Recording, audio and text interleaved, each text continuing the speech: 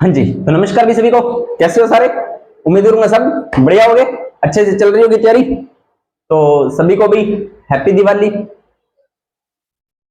और इस दिवाली के पर्व पर आप सभी को biology king bye Narendra Kumar के यूट्यूब चैनल से, मेरी तरफ से और टेक्निकल टीम की तरफ से और रवि सर की तरफ से सभी को इस पावन अवसर की हार्दिक शुभकामनाएं। हम भगवान से यही प्रार्थना करते हैं कि आप अगली दिवाली अपनी गवर्नमेंट सर्विस के साथ, अपनी सिलेक्टेड लाइफ के साथ, सिक्योर लाइफ के साथ सेलिब्रेट करें और आपके जो आगे का करियर है वो अगली दिवाली तक आपका करियर बन जाए। ऐसे ही मेहनत करते रहें, अपनी मेहनत को जारी रखें, ठीक है। अच्छे से एंजॉय करें दिवाली को। लेकिन अब आप बोलोगे कि सर तो पहले ही ज्ञान देने लग जाते हैं ना। चलो उसकी बात छोड़ो, आपको ना दो तीन चीजें बताता हूँ। पहली बात सुनो, आप दिवाली सेलिब्रेट करोगे आज, तो उसमें ना आप कुछ चीजें नोटिस करना जहां पर साइंस लगती हो कि सर दिवाली तो ढंग से मना लेने दो, वहां पर भी साइंस लगा रहे हो। चलो आपके लिए क्वेश्चन बता देता हूँ ना दिवाली से सेलिब्रेट। आप एक चीज नोटिस करना कि जो आप दीपक जलाओगे, जो आप दीपक जलाओगे उसमें क्या करना, जैसे ही आप दीपक जलाते हो इस तरह से, तो यहां पर आप एक रुई की बाट यूज करते हो ना, आप नोटिस करना कि इस रुई यहां पर तेल होगा, ठीक है। तो इस रुई की बाट से तेल यहां पर कैसे पहुंचेगा? पहला क्वेश्चन दिमाग में लेके आना। तो तेल ऊपर कैसे जाएगा? तो उसका आंसर होगा बेटा केशिका तत्व। क्या होगा? केशिका तत्व। दूसरी चीज नोटिस करना, क्या नोटिस करना कि दीपक हम रात में ही क्यों जलाते हैं? सर कोई जरूरी थोड़ी है रात में जलाएं, दिन में भी जला सकते हैं, बिल्कुल जला सकते हो, लेकिन दिन में आपको वो दिखाई नहीं देंगे जलते हुए। रात को आपको अच्छे से दिखाई देंगे, दूर से दिखाई दे जाएंगे, हाँ भाई दीपक जल रहा है। क्यों? क्योंकि दीपक जो जल रहा है वो एक जैसे आग उत्पन्न कर रहा है, तो वो एक प्रकाश उत्पन्न कर रहा है। ज्वाला होती है, ज्वाला भी क्या होता है? प्रकाश होता है। तो कोई भी वस्तु को देखने के लिए प्रकाश आवश्यक है। दूसरी बात है। तीसरी बात आप देखोगे, जैसे ही आप पटाखे छोड़ोगे तो आप उसमें एक चीज नोटिस करना पटाखे छोड़ने में, कि आपको ना पटाखे में रोशनी पहले दिखाई दे जाएगी और उसकी ध्वनि बाद में सुनाई देगी। तो यहां से क्वेश्चन क्लियर कि प्रकाश की जो चाल होती है वो सबसे ज्यादा होती है। चौथा क्वेश्चन, रॉकेट छोड़ोगे, जब आप रॉकेट छोड़ोगे तो वो न्यूटन की कौन सी गति का नियम लगेगा?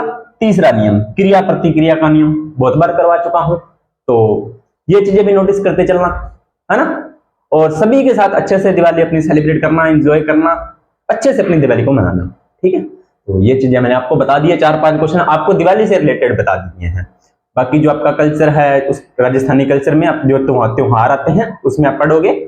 जैसे अपनी वो अपनी हिंदी की क्लासेस पूरी होती है तो रवि सर बताएंगे। बाकी रवि सर को मैं बोल दूंगा कि अपनी जो क्लास होगी उसमें वो आपको दिवाली के बारे में कुछ मेन फैक्ट होंगे वो बता देंगे, जो मोस्ट ऑफ एग्जाम से रिलेटेड आपके होते हैं, ठीक है। तो अब बोलोगे कि सर ज्यादा बातें मत करो, टॉपिक पे आओ। तो टॉपिक पे आते हैं।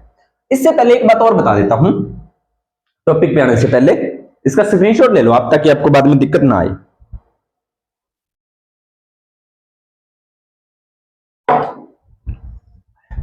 चलिए, क्या बताने वाला था मैं आपको? ये बताने वाला था मैं, क्या बताने वाला था? ये बताने वाला था, देखो अभी कल परसों की बात है, मेरे पास एक बच्चे का टेलीग्राम पे मैसेज आया था कि मैंने उसको एक वीडियो बनाई थी अपनी क्लासेस के। उसमें बोला कि मेहनत कीजिए, कामयाबी हासिल कीजिए। उसमें पर्सनली बोला कि सर आप कौन सी सर्विस में हो? आप कौन सी सर्विस में हो? तो मैं कोई सर्विस में नहीं हूं, मैं खुद कॉम्पिटिटिव एग्जाम की तैयारी कर रहा हूं, मेरी कोई अभी तक सर्विस नहीं है। तो वो बोलते हैं कि जब आप खुद सेटल नहीं हो तो आप मतलब दूसरों को कैसे मतलब बता सकते हो कि आप तैयारी कीजिए या वो कीजिए। मतलब उनका एक बात भी सही थी, लेकिन थोड़ा सा तो मैं उनको ये बात बोलूंगा, मैं सिर्फ मेरे सब्जेक्ट में परफेक्ट हूं, वो भी पूर्णतः परफेक्ट तो कोई नहीं होता, 100% कोई चीज नहीं होती है। हाँ, अनदर से मैं मेरे जैसे मान लीजिए मतलब अदर सब्जेक्ट से ज्यादा मेरा मेरे सब्जेक्ट पे कमांड है। जैसे मेरी सब्जेक्ट साइंस है, रीजनिंग है, उस पर मेरा मतलब रीजनिंग मैं करवाता हूं, वैसे यूट्यूब पे नहीं करवाता, ऑफलाइन करवाता हूं, ठीक है। तो मेरा रीजनिंग और साइंस तैयार है। और आपको पता है अकेली रीजनिंग और अकेली साइंस की सिलेक्शन नहीं होता, उसमें मैथमेटिक्स का भी होता है, जीके का पोर्शन होता है, इंग्लिश होती है, हिंदी होती है, सारा पोर्शन होता है। तो वो चीजें मुझे नहीं आती थी, मेरा सिलेक्शन इस वजह से नहीं होता। हाँ, मैं मेरे सब्जेक्ट के अंदर हूँ, नेट जेआरएफ हूँ मैं, ऑल इंडिया 205 रैंक जो रवि सर ने बता दी थी। तो मेरे सब्जेक्ट में मुझे कोई परेशानी नहीं है, ठीक है। जरूरी नहीं है कि जो सिलेक्टेड नहीं हो वो सिलेक्शन नहीं करवा सकता। मैंने सिलेक्शन करवाए हैं, अभी ज्यादा टाइम नहीं हुआ, फिर भी मैंने 2-3 सिलेक्शन करवाए हैं। ज्यादा बातें न करते हुए टॉपिक पे आते हैं। अपना टॉपिक था दाब वाला टॉपिक चल रहा था। कौन सा टॉपिक चल रहा था? दाब। उसमें हमने बातें कर ली थी कि एकांक क्षेत्रफल में लगाया गया बल क्या होता है? दाब होता है। इसका पास्कल मात्रक होता है। उसके बाद में अपने बहुत सी बातें कर ली थी कि आप घर पे ये प्रैक्टिकल करना, वो प्रैक्टिकल करना, कुछ क्वेश्चन भी डाले थे, उसके भी कमेंट में जवाब आ गए थे। बहुत अच्छी बात। अभी चलिए अपने आगे शुरू करते हैं। अब जो दाब से रिलेटेड एक वैज्ञानिक था, कौन सा वैज्ञानिक था सर? पास्कल था, क्योंकि दाब का मात्रक भी क्या होता है? पास्कलिट होता है। तो पास्कल ने दाब से रिलेटेड 2-3 नियम दिए थे। वैसे 2 ही नियम थे, तो अपने वो नियम की चर्चा कर लेते हैं। कौन कौन से नियम थे पास्कल के? नियम। तो पास्कल का प्रथम नियम क्या कहता है कि अगर गुरुत्वीय प्रभाव होता है उसको नगण्य मान लें, जो आपका जी होता है उसको अपने जी इक्वल टू 0 मान लें, तो क्या होगा? तो संतुलन की अवस्था में द्रव के भीतर प्रत्येक बिंदु पर दाब क्या रहेगा? समान रहेगा। क्या रहेगा? समान रहेगा। सर क्लियर करो, इसको कर देते हैं भाई। देखो गुरुत्वीय त्वरण को अपने क्या मान लेना है? 0 मान लेना है। गुरुत्वीय त्वरण को क्या मान लेना है? अपने 0 मान लेना है। तो कोई भी अपने द्रव दाब किस पे पढ़ रहे हैं? द्रवीय अवस्था पर पढ़ रहे हैं। तो द्रव अवस्था बनाते हैं अपने कैसे? चलिए अब कुछ चीजें होती हैं वो अपने 2D 3D एनिमेशन की होती हैं, लेकिन फिर भी मैं आपको समझाने का प्रयास करूंगा।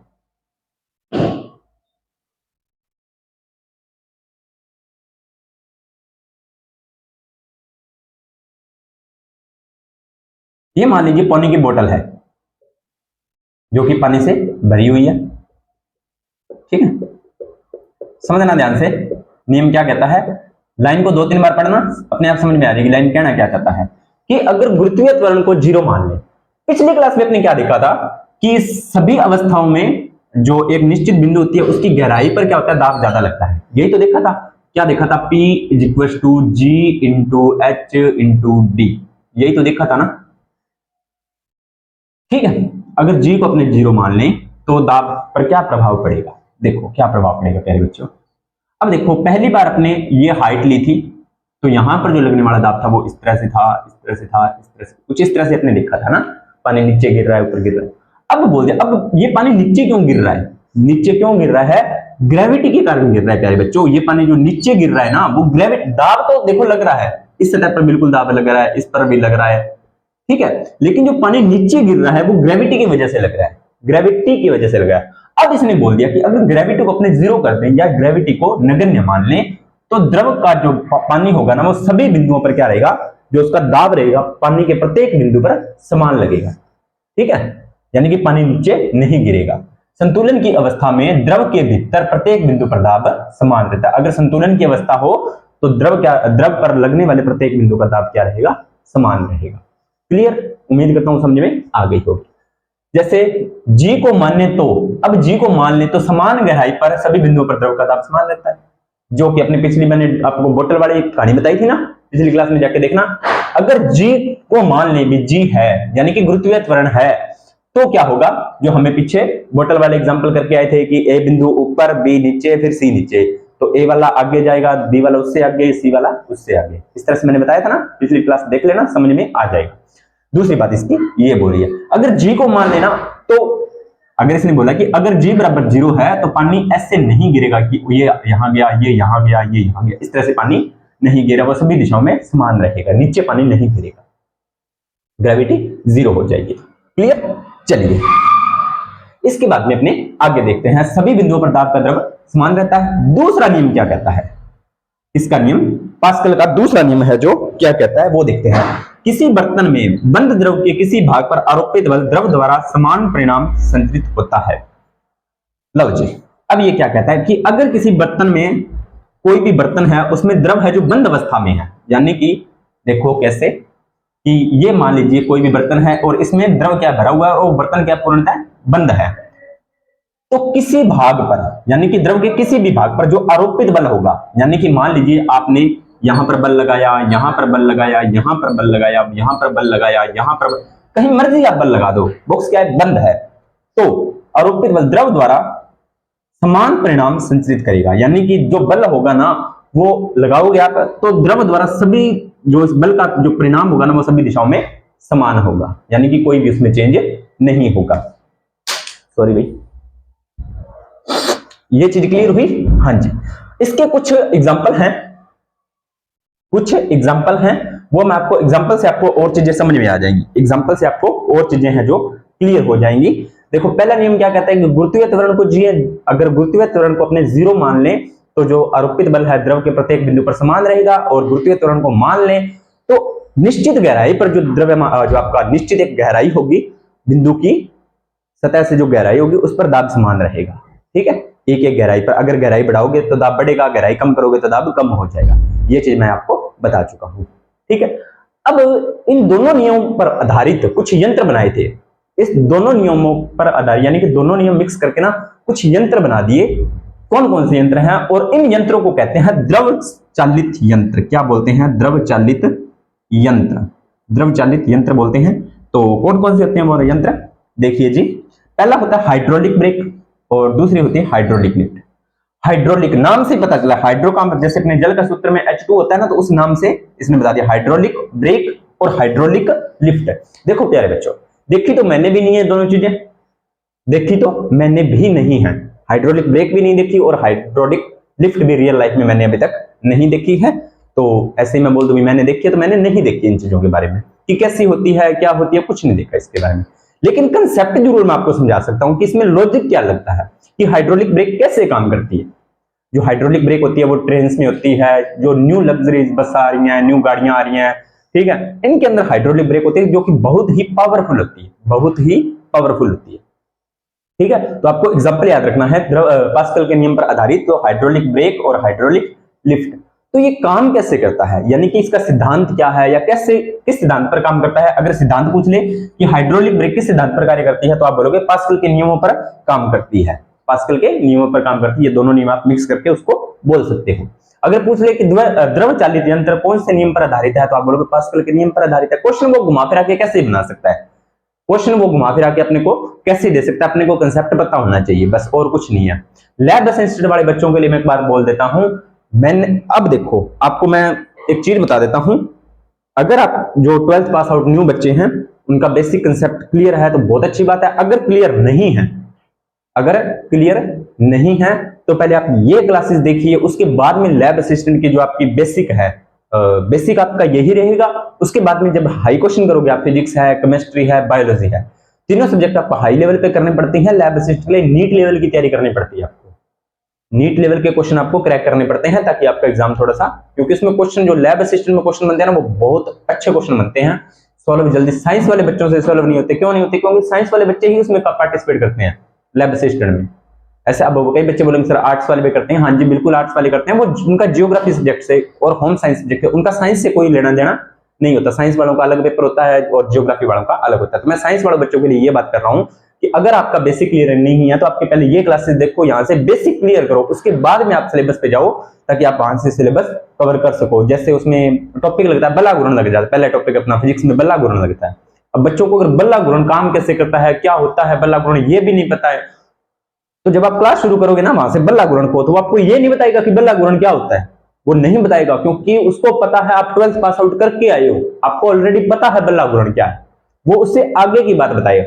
अगर आपको नहीं पता है तो आपको क्लास देखो ना देखो एक बराबर है, मैं पहले बता रहा हूं। तो अगर किसी को डाउट है तो यहाँ से पहले बेसिक क्लियर, यहाँ पर मैं बिल्कुल बेसिक करवा रहा हूँ लैब असिस्टेंट वालों का, ये बेसिक है बिल्कुल बेसिक। जैसे पहली दूसरी वाले बच्चों को अनार का कबूतर करवाते हैं ना, वो चीजें हैं ये लैब असिस्टेंट वाले बच्चों के लिए। ठीक है, उसके बाद में अगर आपको ये चीज आती है तो आप आगे जाइए, अदरवाइज उसमें आगे जाने का कोई फायदा नहीं है।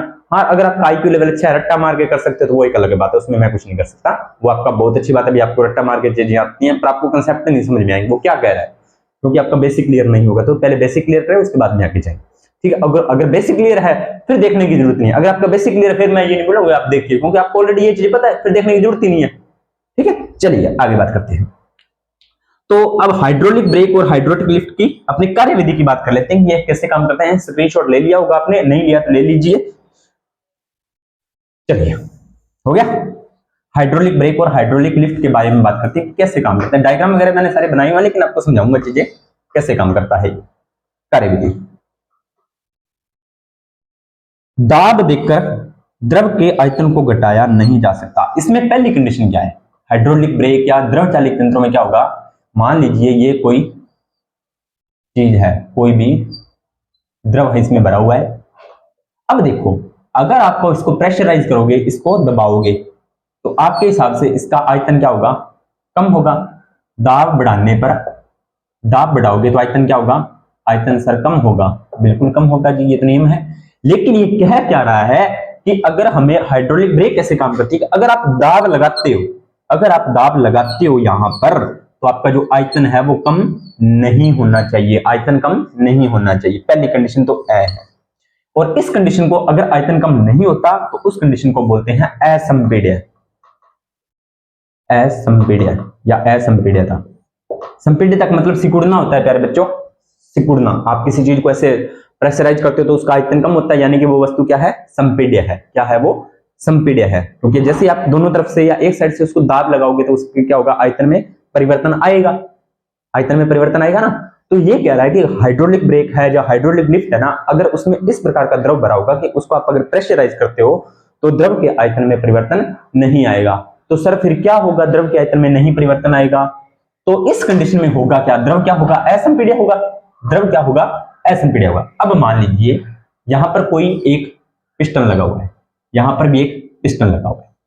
अब आपने क्या किया, यहां पर दाब लगाया, तो दाब यहां पर लगेगा तो इन कणों पर लगेगा, इन कणों पर दाब लगेगा तो ये कण इस पर दाब लगाएंगे, इस पर दाब लगाएंगे तो ये पिस्टन क्या होगा, आगे खिसकेगा, यानी कि ये आयतन कभी भी परिवर्तित नहीं होगा। आयतन क्या रहेगा, आयतन प्यारे बच्चों अपरिवर्तित रहेगा। आयतन क्या रहेगा, अपरिवर्तित रहेगा।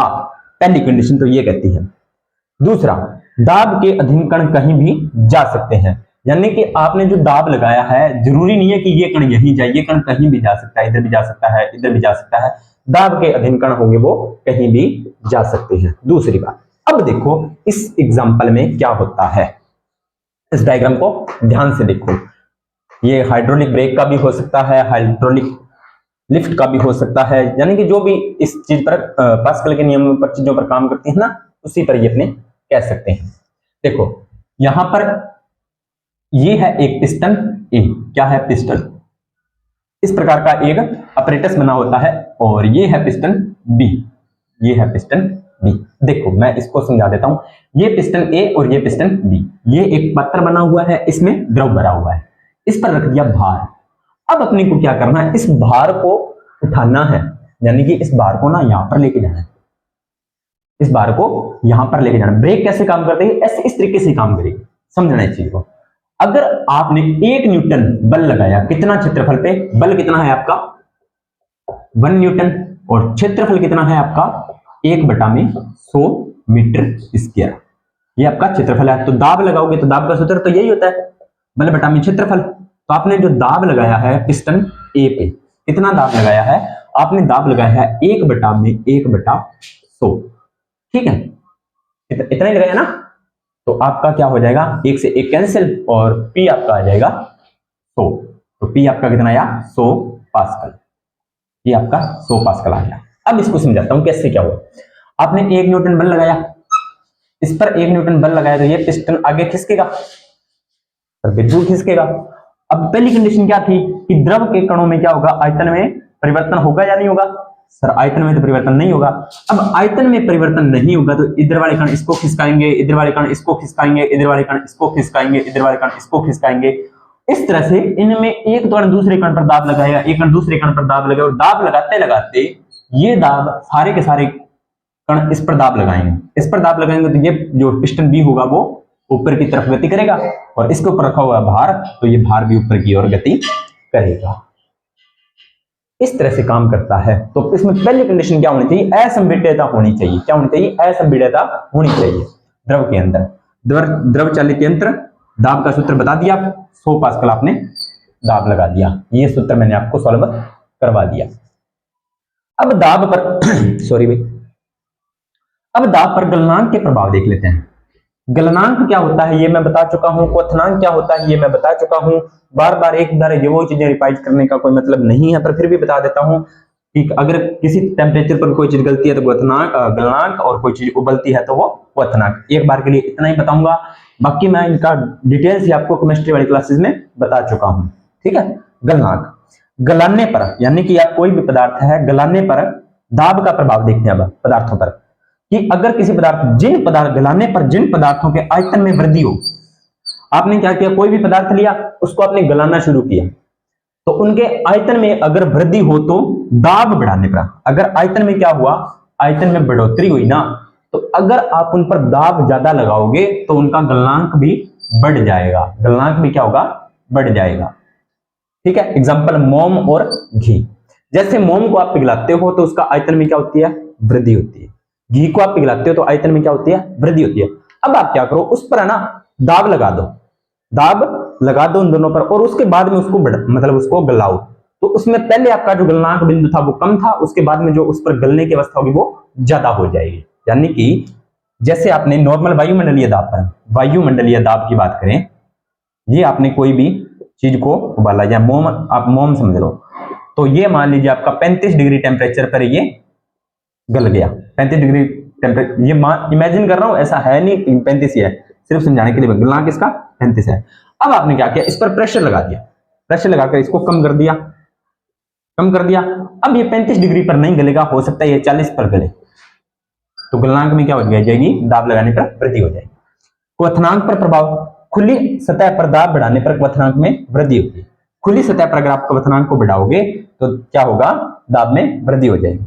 जल का क्वथनांक क्या होता है, 100 डिग्री सेल्सियस होता है, और दाब को अगर 2 गुना करोगे तो टेम्परेचर 125 डिग्री हो जाएगा, क्योंकि द्रव कभी गलता नहीं है, वो सिर्फ उबलता है। ठीक है, ये चीजें उम्मीद करता हूं आपको समझ में आई होगी। क्लास अच्छी लगी हो तो क्लास को लाइक करना है, शेयर करना है, कमेंट करना है। हर क्लास, जो बच्चे भी क्लास को देख रहे हैं, और एक चीज मैंने और नोटिस की है, जो पुराने सब्सक्राइब हैं वो क्लासेस को देख ही नहीं रहे, पुराने सब्सक्राइब क्लासेस को देख ही नहीं रहे। हाँ, उन्होंने सब्सक्राइब किया है भी, बहुत अच्छी बात है, पर क्लासेस को देखा करो, क्लासेस को लाइक किया करो। देखते तो आप सभी हो, लेकिन क्लास को लाइक करने में आपका क्या जाता है। एक चीज बताऊं, परसों क्लासेस पे कमेंट आए थे, अच्छे कमेंट आए थे कि सर पढ़ाइए, बहुत अच्छा पढ़ाते हो। रवि सर का कमेंट आया था कि सर मैं आपका पहली बार यहाँ से मैंने आपकी हिंदी पढ़ी है, मुझे अच्छा लगा। ये उनका भी थैंक्स बोलता हूँ मैं, मुझे आईडी का नाम नहीं जाना है, लेकिन उनका मैं थैंक्स करूंगा, उन्होंने क्लास का फीडबैक दिया। ठीक है, तो अगर आप वो कमेंट करते हो ना, तो हमें पढ़ाने की पॉजिटिविटी मिलती है अंदर से, ऐसे मन करता है भाई हाँ बच्चे वेट कर रहे हैं क्लासेस का, बच्चे क्या कर रहे हैं, वेट कर रहे हैं क्लासेस का। तो हमें ऐसे हमारे पर है ना एक रिस्पॉन्सिबिलिटी रहती है, भाई नहीं बच्चों को ये काम करवाना है, बच्चों को ये करवाना है। अब क्लासेस पे व्यू तो आते हैं 1 या 2, फिर ऐसे मन करता है बच्चे देख ही नहीं रहे, तो फिर किसके लिए करें। तो वो चीज नहीं होनी चाहिए भाई, क्लास को लाइक किया करो, शेयर किया करो, कमेंट किया करो। ठीक है, और नेगेटिव कमेंट तो आप नहीं करते हो, बहुत अच्छे बच्चे हो आप। ठीक है, तो वो भी मत किया करो नेगेटिव कमेंट, और ज्यादा से ज्यादा सब्सक्राइब करवाया करो चैनल को। अच्छा, मतलब पढ़ने पर ध्यान दो बस, और कुछ नहीं है मेरा कहने का मतलब। आप अच्छे कमेंट करते हो, क्लासेस को लाइक करते हो, डेली हमें अच्छा रिस्पॉन्स मिलता है ना, क्योंकि हमें रिस्पॉन्स कहाँ से मिलेगा, कोई हमें यहाँ तो इनकम तो हो नहीं रही। हाँ, अब कई बोलोगे कि सर मतलब ही जमाना है और निस्वार्थ भावना से आप ये सब कर रहे हो, तो मैं पहले बता देता हूँ, बिल्कुल आपकी बात सही है, निस्वार्थ भावना किसी की नहीं होती। ये सब कहने की बातें हैं, हमें भी यहाँ से कुछ ना कुछ मिलता है, जरूरी नहीं है हमें पैसे मिले। पैसा सब कुछ, पैसा हमारी जिंदगी में बहुत कुछ है, लेकिन सब कुछ नहीं है। पैसा हमारी जिंदगी में बहुत कुछ है, लेकिन सब कुछ नहीं है, तो जरूरी नहीं है यहाँ से हमें पैसा मिले। पैसा नहीं मिलता हमें, हमें यहाँ से चीजें क्या मिलती हैं, हमें यहाँ से मिलता है आप सभी का प्यार।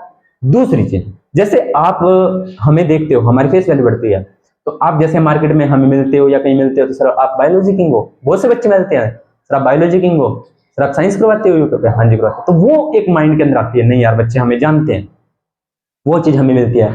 दूसरा, हम आपको करवाते हैं 40 मिनट करवाते हैं, 20 मिनट करवाते हैं, उससे पहले हमें खुद को ये घंटा, 1.5 घंटा, 2 घंटे, ये हालांकि मुझे आता है, पर फिर भी मैं तैयार करके आता हूँ चीजों को कि कैसे कि ये चीजें होती हैं।